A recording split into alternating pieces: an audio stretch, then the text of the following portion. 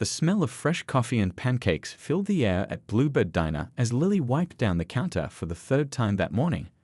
7 years had passed since she first put on the blue apron with the little bird logo, back when Mr. Henderson still owned the place and customers lined up outside on Sunday mornings. Those days were long gone. 6 months ago, a big restaurant company called Food First bought the diner, and everything changed. The bright blue walls now looked faded, the booths needed new cushions, and the regular customers were slowly disappearing. Lily tucked a strand of her brown hair behind her ear and checked her watch. 2 hours into her shift, and she'd already dealt with 3 complaints about cold food. The kitchen was understaffed again because the new manager, Rick, had cut everyone's hours to improve efficiency. "Order up," called Joe, the cook who'd been there even longer than Lily. His voice sounded tired. He slid 2 plates of eggs and hash browns across the pickup counter. "Table 5's been waiting 20 minutes. Sorry about that." Lily gave him a small smile. "Not your fault. You're doing the work of 3 people back there." As she carried the plates to table 5, she noticed an older couple looking frustrated. The woman was checking her watch while the man frowned at his empty coffee cup. "I'm so sorry for the wait," Lily said, setting the food down at the next table before hurrying over to the couple. "Can I get you a fresh coffee, sir? It's on the house." The man's face softened. "That would be nice, thank you."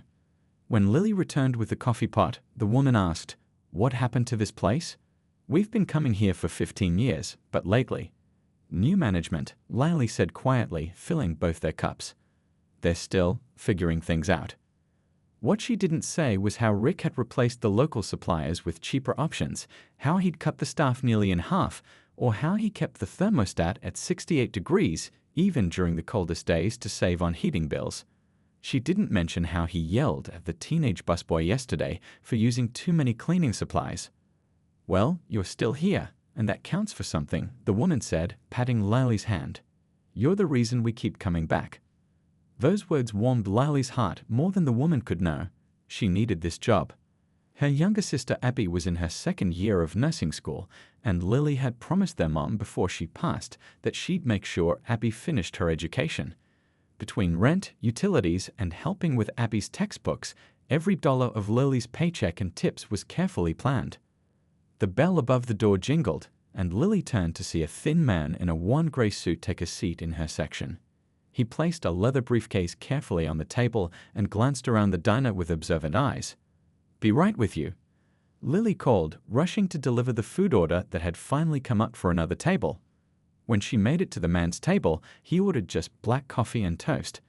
As she jotted it down, a crunch came from across the diner. The new server, Tanya, had dropped a tray of dishes. The poor girl looked terrified as Rick emerged from his office. "That's coming out of your paycheck," he snapped loud enough for everyone to hear. Tanya's eyes filled with tears. "Excuse me," Lily said to her customer before rushing over. She knelt beside Tanya and began helping pick up the broken plates. "Don't worry about what he said," she whispered. "He can't legally take it from your pay. I'll help you clean this up." Rick glared at them both before disappearing back into his office. The dining room had gone uncomfortably quiet. Lily helped Tanya to her feet and squeezed her shoulder. "First job?" she asked gently. The girl nodded. "I need to help my mom with rent." "We'll get through this together," Lily promised. "Watch how I handle table 7. They're regulars. They like their coffee refilled before they have to ask, and they always want extra napkins." As Lily returned to the man in the suit with his coffee and toast, she noticed he'd been watching the whole scene. His expression was unreadable, but something about his eyes seemed kind. "Sorry for the wait," she said cheerfully, setting down his simple breakfast. "Can I get you anything else?" The man shook his head. "This is perfect, thank you." He paused, then added, "You handled that situation very well." "Just doing my job," Lily replied with a smile before hurrying off to her next table, unaware that this ordinary-looking customer would soon change everything about her life at Bluebird Diner. The morning rush had finally slowed down at Bluebird Diner, giving Lily a moment to catch her breath. She filled the salt shakers at her station while keeping an eye on the man in the gray suit. He hadn't touched his toast yet. Instead, he was writing something in a small notebook, occasionally looking up to observe the diner. Lily noticed he watched everything, how the cook called orders, how Rick barked at the delivery guy about bringing the wrong brand of napkins, even how the regular customers greeted each other across tables. Unlike most people eating alone, he wasn't staring at a phone. His eyes were sharp and alert. "More coffee?" Lily asked, approaching his table with the pot. The man nodded and smiled. "Yes, please. This is actually quite good." "It's the one thing Rick hasn't changed," Lily said, then bit her lip. She shouldn't talk about work problems with customers. "Sorry, I shouldn't have said that." "No need to apologize," the man replied. "I'm Tom, by the way." "Nice to meet you, Tom. I'm Lily." Just then, a family of 5 burst through the door, parents with 3 hungry kids who immediately began climbing on the seats of an empty booth. "I'll be right back," Lily said, hurrying to get menus for the family. As she handed out crayons to the children, she heard a crash from the kitchen followed by angry shouting. Rick's voice carried through the serving window. "What do you mean we're out of bacon? I ordered enough for the week." Joe the cook's tired voice responded, "You ordered half of what we normally get. I told you yesterday we were running low." Rick stormed out of the kitchen, his face red. He spotted Lily and pointed at her. "You, go tell Table 8 we can't make their order." Table 8 was the family who had just sat down. The parents had already promised the kids pancakes with bacon, and the children were happily coloring their paper placemats. "But Rick, they just came in with 3 kids. Can't we offer them sausage instead, or maybe?" "Just tell them we're out, and don't offer substitutions. We need to save costs." Lily took a deep breath and walked back to the family. From the corner of her eye, she noticed Tom watching the whole scene. "I'm so sorry," Lily said to the parents, "but we're out of bacon today." But she lowered her voice. "I can ask the cook to make Mickey Mouse-shaped pancakes for the kids. He's really good at it." The mother smiled gratefully. "That would be wonderful, thank you." When Lily brought the order to Joe, he winked at her. "Mickey Mouse pancakes coming right up." As the morning went on, more things went wrong. The coffee machine started making strange noises. A delivery arrived with the wrong bread. 2 regulars complained that their favorite pie wasn't on the menu anymore, another of Rick's cost-cutting changes. Through it all, Lily kept her cool. She explained to the regulars that she'd pass on their feedback. She fixed the coffee machine by jiggling the water line like Mr. Henderson had taught her years ago. She even helped Tanya memorize the new, shorter menu Rick had implemented. Tom stayed for nearly 2 hours, ordering nothing but coffee refills and that single piece of toast. Lily didn't mind. He was polite, and the diner wasn't full anyway. Around noon, a businessman in an expensive suit entered and sat in Tanya's section. When his food arrived, he immediately started complaining. "This isn't what I ordered." "I said no onions," he shouted, causing Tanya to tremble. I'm sorry, sir. I'll get you a new one right away," Tanya stammered. "Don't bother. I'm already late for a meeting." The man threw his napkin on the table and stormed out without paying. Tanya looked like she might cry. Rick appeared from his office, shaking his head. "That's coming out of your tips," he told Tanya. "You should have written down his order correctly." Lily knew for a fact that Tanya had written no onions on the ticket. She'd seen it herself. It was the kitchen's mistake. Before she could speak up, Tom stood. "Excuse me," he said calmly, addressing Rick. "I happened to overhear the order when it was placed. The server specified no onions. It wasn't her error." Rick glared at Tom. "And who exactly are you to tell me how to run my business?" "Just a customer who appreciates good service," Tom replied, placing a $20 bill on his table, far more than his coffee and toast cost. "And I've seen plenty of it today, though not from management." Rick's face turned an alarming shade of red, but he said nothing as Tom gave Lily a small nod and walked toward the door. Just as he reached it, he fumbled with his briefcase, and papers scattered across the floor as his coffee cup, which he'd been carrying to dispose of himself, spilled all over the documents. "Oh no," Tom muttered, looking genuinely distressed as he knelt to gather the coffee-soaked papers. These were important. Lily rushed over to help Tom as he frantically tried to save his coffee-soaked papers. The brown liquid had spread across what looked like important documents with charts and numbers. Tom's face showed genuine distress as he attempted to blot the papers with the thin diner napkins. "These are for my presentation in an hour," he said, his voice strained. "I spent all night working on them." Without hesitation, Lily grabbed a clean cloth from behind the counter. "Here, use this instead of those napkins," she offered. The napkins were falling apart in Tom's hands, making the mess worse. A few customers watched curiously, while Rick glared from across the room. "Thank you," Tom said, gratefully taking the cloth. But Lily could see it wasn't enough. The papers were thoroughly soaked, the ink already blurring. She made a quick decision. "Come with me," she said quietly. "I have an idea." Tom gathered his dripping papers and followed Lily. She led him through the swinging doors that separated the dining area from the kitchen, past Joe at the grill who raised his eyebrows but kept cooking, and into a small room at the back. "This is the staff break room," Lily explained, switching on the light. "We have a little desk fan and some better paper towels in here. Maybe we can dry these out." The break room was tiny, just a small table, 2 chairs, a mini fridge, and a microwave. But it was private and had a fan. Lily cleared space on the table and plugged in the fan. "Let's spread them out," she suggested. "The fan should help dry them faster." Tom carefully arranged his wet documents on the table.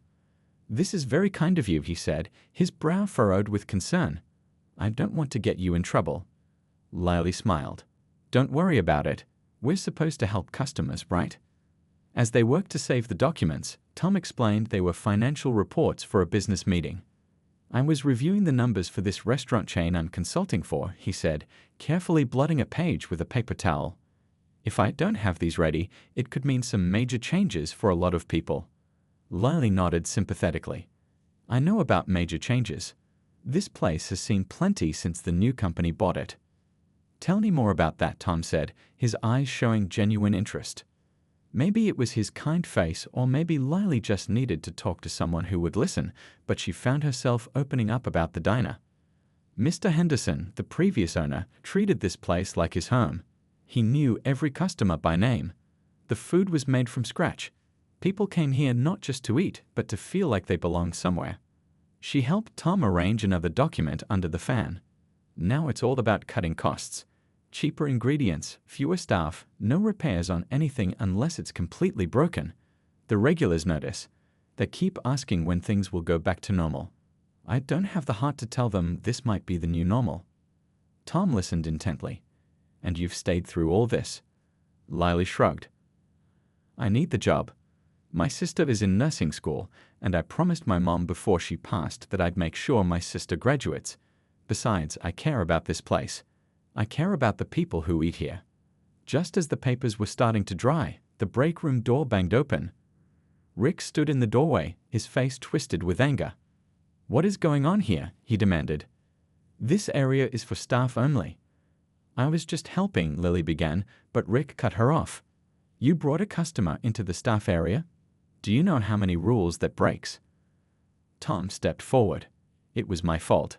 I asked for help with my documents." Rick ignored him, pointing a finger at Lily. You've been causing problems since day one. Always questioning my decisions, doing things your own way."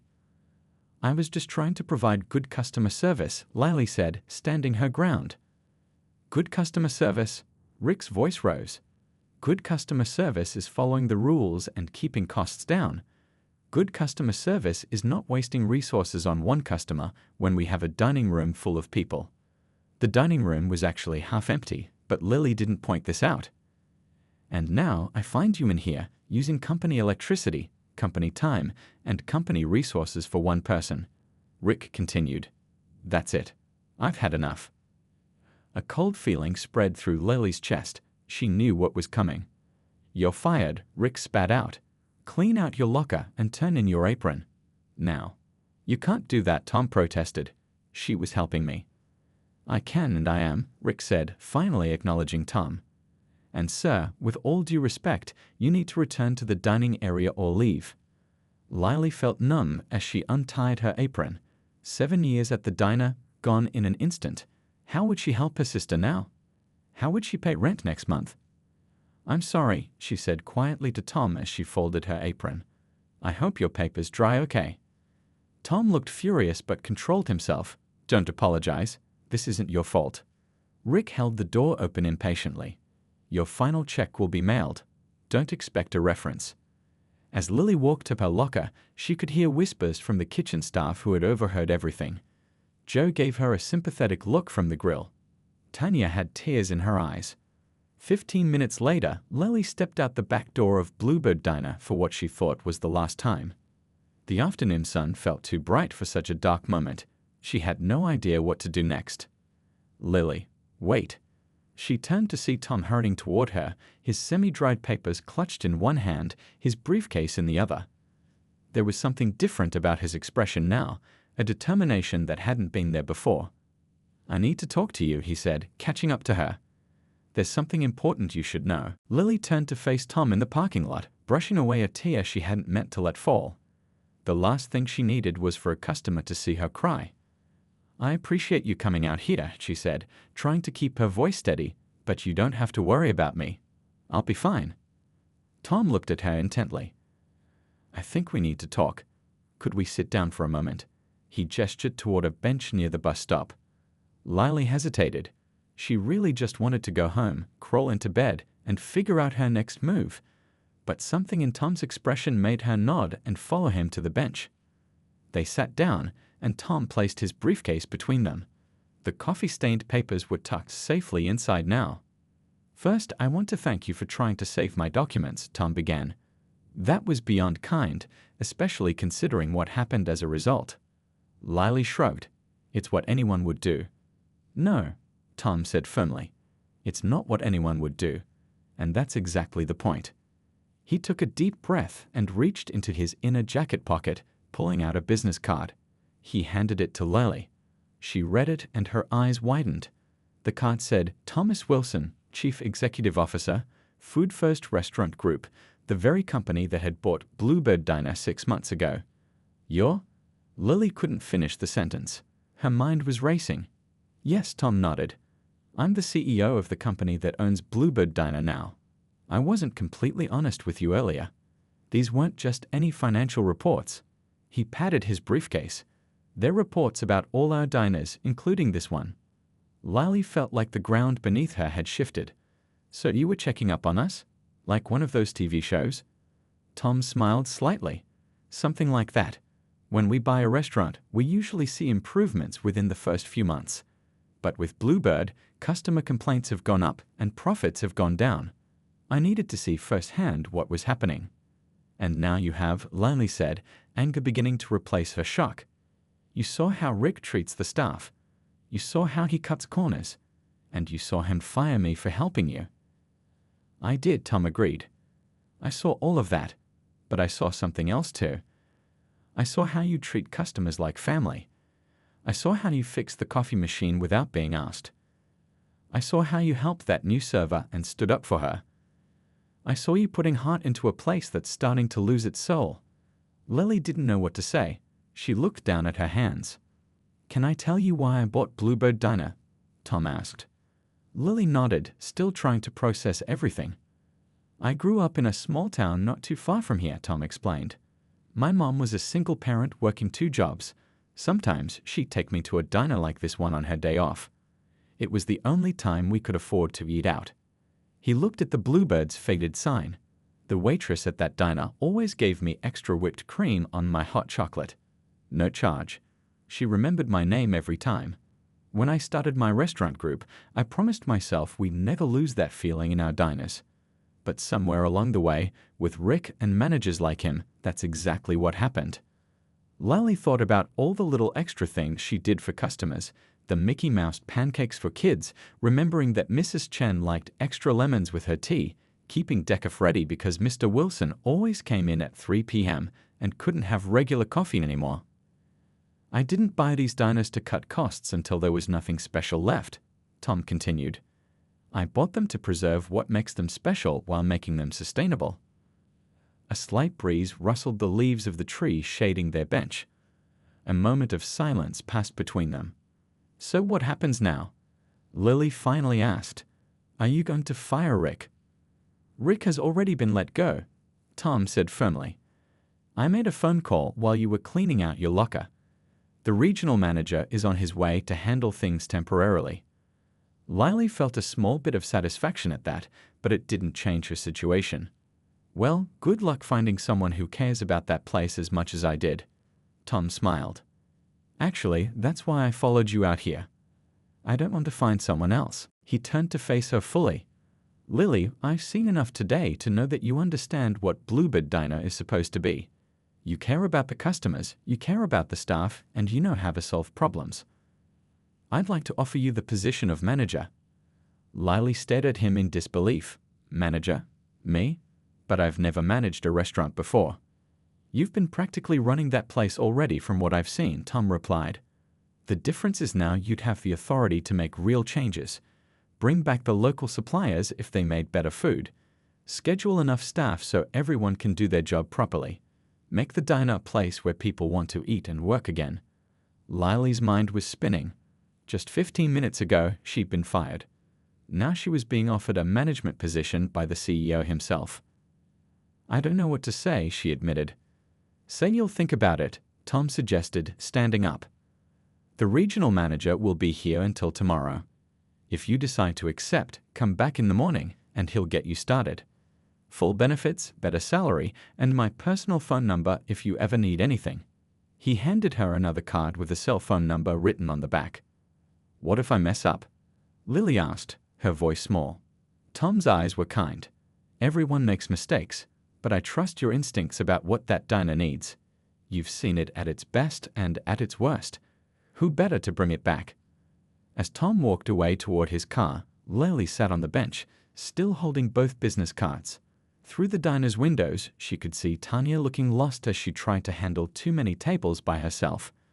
Joe was working furiously at the grill with no one to coordinate the orders. For 7 years, Bluebird Diner had been her second home. Could she really walk away now, when she had a chance to make it what it once was? Lily barely slept that night. She sat at her small kitchen table until well past midnight, making lists of pros and cons about taking the manager position. Her sister Abby found her there, surrounded by scribbled notes, when she came home from her late study group. What's all this? Abby asked, dropping her heavy nursing textbooks on the counter. Lily explained everything that had happened, from helping Tom with his coffee-soaked papers to getting fired to the shocking revelation in the parking lot. So let me get this straight, Abby said, wide-eyed. The CEO of the company was pretending to be a regular customer, and now he wants you to run the whole diner. Pretty much, Lily nodded, chewing her lip. But I don't know if I can do it, Abby. I've never been anyone's boss before. Abby pulled out a chair and sat across from her sister. Are you kidding me? You've been practically running that place for years. Remember when Mr. Henderson had his hip surgery and you handled the scheduling and inventory for 3 months? That was different, Lily protested. I was just helping out temporarily. And what about all those new servers you've trained? Or how you reorganized the storage room system that everyone still uses? Abby counted off on her fingers. Or how about the time you convinced Mr. Henderson to try those seasonal specials that brought in so many new customers? Lily smiled faintly at the memories. I just like things to run smoothly. Exactly. That's what makes a good manager. Abby grabbed one of Lily's pro/con lists and scanned it. What's this? Con. People might not respect me as the boss. Well, it's true, Lily said. Joe's been there longer than me, and some of the others might resent me suddenly being in charge. Or, Abby countered, they might be relieved that someone who actually cares about them is running things. You saw how miserable everyone was under Rick. Lily sighed and pushed her hair back from her face. It's scary, Abby. What if I fail? What if I make everything worse? Abby reached across the table and squeezed Lily's hand. What if you make everything better? What if this is your chance to turn Bluebird back into the place you've always loved? Besides, she added with a smile, manager pay would make my tuition a lot easier. They both laughed, breaking some of the tension. You really think I could do it? Lily asked. I know you can, Abby said firmly. You've been taking care of me since Mom died. You've been taking care of those customers for 7 years. Now it's time to take care of that diner, and yourself. Lily slept on it, and by morning she'd made her decision.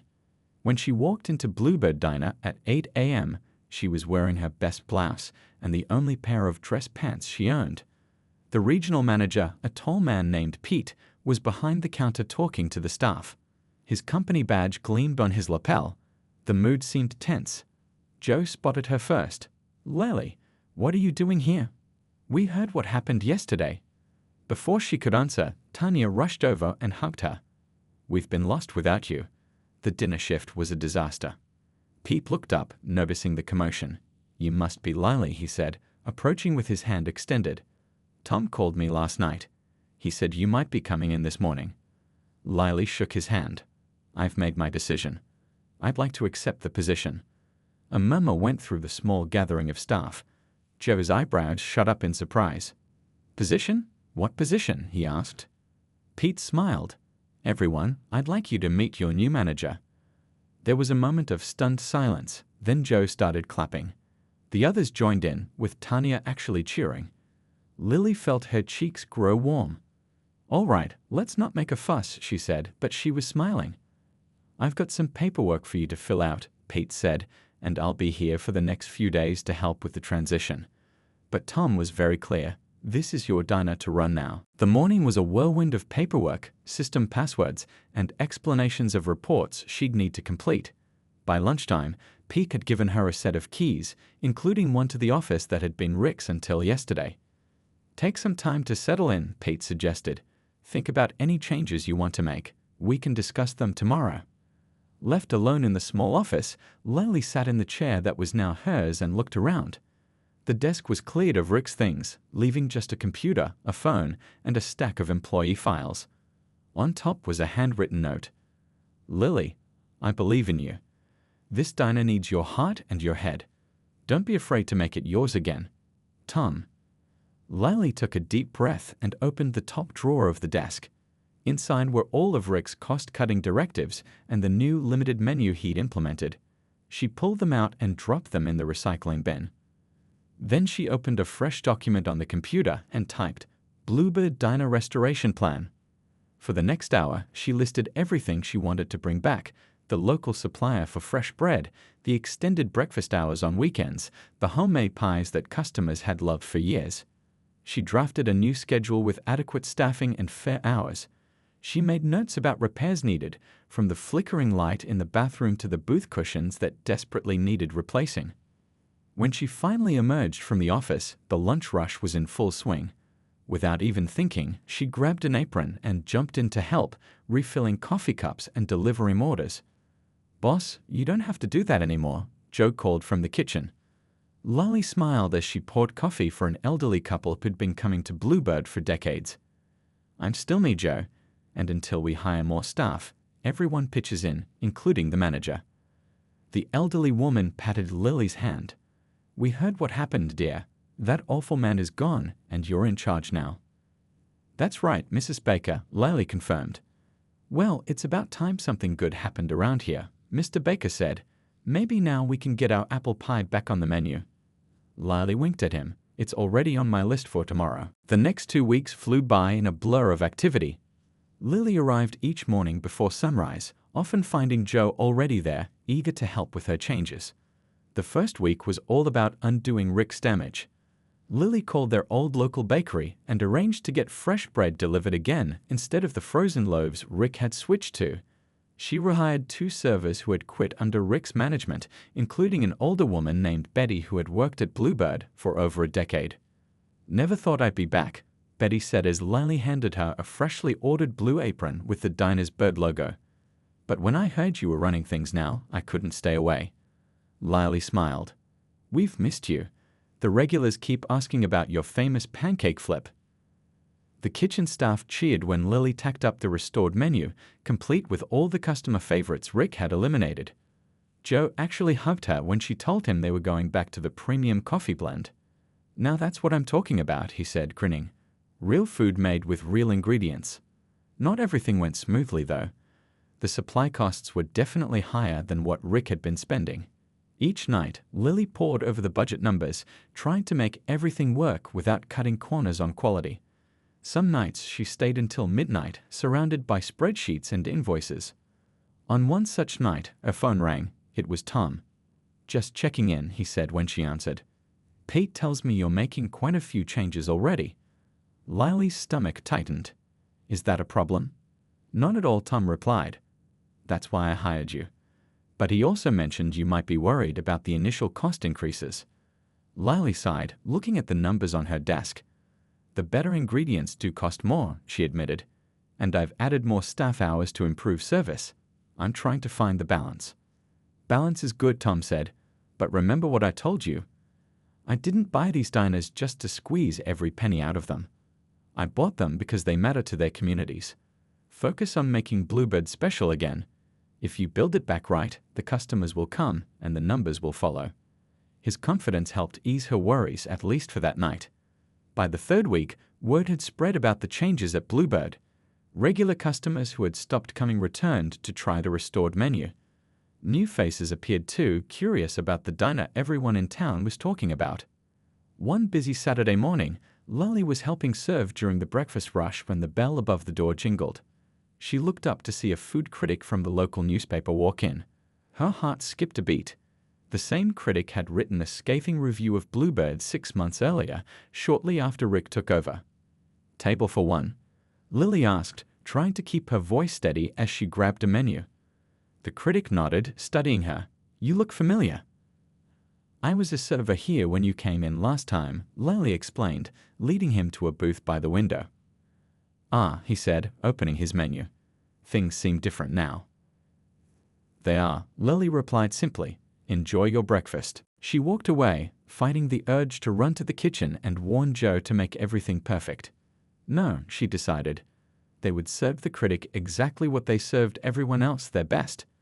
From her spot behind the counter, Lily watched nervously as the critic tried the blueberry pancakes and the diner's signature home fries. He took notes between bites, occasionally glancing around at the now bustling dining room. When he finished, Lily brought his check. How is everything? The critic dabbed his mouth with a napkin. Much improved. Are you the new manager I've been hearing about? Lily nodded. For a few weeks now. Well, he said, leaving a generous tip, expect to see a very different review this time around. The positive review appeared in Wednesday's paper, calling Bluebird a phoenix risen from the ashes and praising its return to quality and service. Lily framed it and hung it in the entryway. That afternoon, as she was helping Tanya learn a better way to organize her orders, the front door opened and a group of 5 people in business attire walked in. Lily recognized Tom immediately. He was accompanied by 4 others carrying notebooks and tablets. Lily, Tom called warmly. Hope you don't mind us dropping in unannounced. These are some of the regional managers from our other locations. After seeing your sales numbers for the past 2 weeks and reading that glowing review, I thought they should see firsthand what you're doing here. Lily felt a blush creep up her cheeks as the group looked at her with interest. We'd love a tour, one woman said, and maybe you could share some of the changes you've implemented. Lily looked around at the half-full dining room, where customers were happily eating and chatting. The lunch rush was over, and things were running smoothly. Sure, I'd be happy to. For the next hour, Lily showed the group around, explaining her philosophy of balancing tradition with necessary updates. She introduced them to the staff, showed them the restored menu, and explained her scheduling system that ensured proper coverage without overworking anyone. The most important thing, she told them as they sat at a large table enjoying slices of freshly baked pie, is remembering that a diner isn't just about food. It's about making people feel at home. When customers walk through that door, they should feel like they matter. One of the managers was taking rapid notes, and your revenue is up how much since making these changes? 22% compared to last month, Lily said. But I expect it to keep climbing as word spreads. Tom smiled proudly across the table at her. What did I tell you all? Sometimes the best business decision isn't cutting costs, it's investing in quality and people. As the group prepared to leave, Tom hung back. You've done more in 3 weeks than I thought possible, he told Lily quietly. How does it feel to be the boss? Lily looked around at her diner because that's how she thought of it now, as hers, and smiled. Honestly, it feels right. 6 months had passed since Lily had been fired and then hired as manager in the same day. On this sunny morning, she stood in front of Bluebird Diner admiring the fresh coat of blue paint and the newly restored neon sign that glowed brightly against the early dawn sky. The parking lot was already half full, even though they wouldn't open for another 20 minutes. "Quite a change from 6 months ago, isn't it?" Joe said, coming to stand beside her. He handed her a cup of his special blend coffee that had become a customer favorite. Lily smiled, taking a grateful sip. "Sometimes I still can't believe it." The transformation of Bluebird Diner had exceeded everyone's expectations. The dusty, half-empty restaurant had become the busiest eatery in town. They'd had to extend their hours to meet demand, and they now served a weekend brunch that had people lining up out the door. Inside, Lily walked through the dining area, straightening a napkin holder here, adjusting a chair there. The worn-out booths had been reupholstered in a cheerful blue, the floors refinished, and the counter polished to a shine. But the changes went beyond just appearances. Tanya, who had once been the nervous new server, now confidently trained the 3 new employees they'd hired. Betty had taken on the role of head server, using her 30 years of diner experience to mentor the younger staff. And Joe had finally gotten the kitchen help he deserved, with 2 new cooks joining the team. "Boss, that delivery of fresh strawberries just came in," called Mike, one of the new cooks.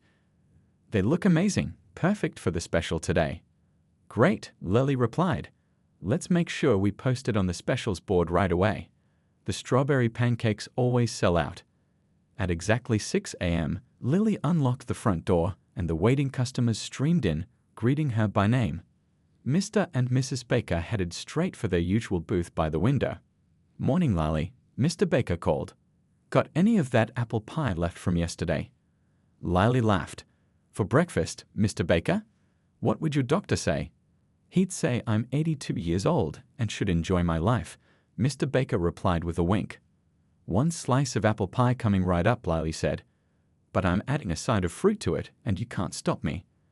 As the morning progressed, Lily moved effortlessly between roles, greeting customers, helping in the kitchen during a rush, solving a minor issue with the coffee machine, and taking a moment to sit with a woman who was eating alone and looked like she could use some company. Around 10 a.m., her phone buzzed with a text from Tom. "Still on for 11? Bringing someone important." Lily had been expecting Tom for their monthly check-in, but the mention of someone important made her curious. She quickly checked that everything was running smoothly before heading to her office to review the latest sales reports. The numbers continued to impress. Revenue was up 35% compared to the same month last year under Rick's management. At precisely 11 a.m., the bell above the door jingled, and Lily looked up to see Tom enter, accompanied by an elegant older woman she didn't recognize. The woman surveyed the busy diner with an appraising eye as Tom led her to the counter where Lily was waiting. "Lily," Tom said warmly, "I'd like you to meet someone very special. This is Eleanor Henderson." Lily's eyes widened. "Henderson? As in?" The woman smiled. "Yes, dear. My husband David owned this place for nearly 40 years before he passed. I'm told you knew him." "Mr. Henderson was the best boss I ever had," Lily said sincerely, shaking Eleanor's hand. "Until he sold the diner, that is. I had no idea he had passed away." Eleanor finished gently. "Yes, about a month after the sale. His heart finally gave out." "I'm so sorry," Lily said. "I always wondered why he sold. He loved this place so much." Eleanor nodded. "The doctor told him he needed to retire immediately. Selling was the hardest decision he ever made. When he saw what the new manager was doing to his beloved diner, it broke his heart." Tom gestured around the bustling restaurant. "That's why I wanted Mrs. Henderson to see what you've accomplished, Lily. I think David would be proud." Eleanor looked around, taking in the blue booths, the busy kitchen, the smiling customers. "He would indeed. It feels like the Bluebird I remember." Lily offered them a booth, and over coffee and the diner's famous blueberry muffins, Eleanor shared stories about the early days of Bluebird Diner. She described how her husband had worked 80-hour weeks to get it started, how they'd survived economic downturns, and how the diner had been the place where they'd raised their children. "David always said a good diner needs a good heart," Eleanor remarked. "When he sold to Food First, he worried they'd turn it into something cold and corporate." "That was never my intention," Tom assured her. "Though I admit, with managers like Rick, we strayed from the path. That's why finding someone like Lily has been so valuable. Elena studied Lily with kind eyes. You've restored more than just a restaurant, dear. You've restored a legacy. After Eleanor left, promising to return soon with old photos of the diner to hang on the walls, Tom asked Lily to join him in her office. He closed the door and sat across from her desk with an unusually serious expression. "What's wrong?" Lily asked, suddenly worried. "Nothing's wrong," Tom assured her. "In fact, everything's right. That's why I'm here. Your success with Bluebird hasn't gone unnoticed." He placed a folder on her desk. "We have 4 other diners in the region that are struggling the way this one was. I'd like you to help them turn around too." Lily opened the folder to find a proposal for a new position, Regional Director of Diner Operations. "You want me to leave Bluebird?" she asked, her heart sinking. "Not exactly," Tom clarified. "Bluebird would be your home base, but you travel to the other locations, train their managers, and help implement the changes that worked so well here." Lily looked out her office window at the diner floor, where Betty was chatting with regulars and Tanya was expertly handling a large order. "I don't know, Tom. I love being here every day." "I understand," Tom said. "But think about it. You could help other managers create this same magic in their diners. You could help preserve what made these places special to begin with. That's what David Henderson would have wanted, don't you think?" Later that evening, after the dinner rush had ended and the last customers had gone home, Lily sat at the counter with Joe and Betty, sharing the news about Tom's offer. "You should take it," Betty said firmly. "We'll be fine here. You've trained us well." Joe nodded in agreement. "Think about it, Lily. 6 months ago, you were worried about being manager of one diner. Now you can help fix a bunch of them." Lily looked around at the diner that had become not just her workplace, but her second home. From being fired on the spot to becoming a regional director, it was a journey she could never have imagined. "Maybe I will," she said finally. "After all, everyone deserves a place where they feel at home when they walk through the door." As she locked up that night, Lily remembered the day she'd helped Tom with his coffee-soaked papers. One small act of kindness had changed everything for her, for Bluebird Diner, and now, perhaps, for many other diners too. Sometimes, she thought, getting fired was the best thing that could happen to a person, especially when you became the boss the very next day.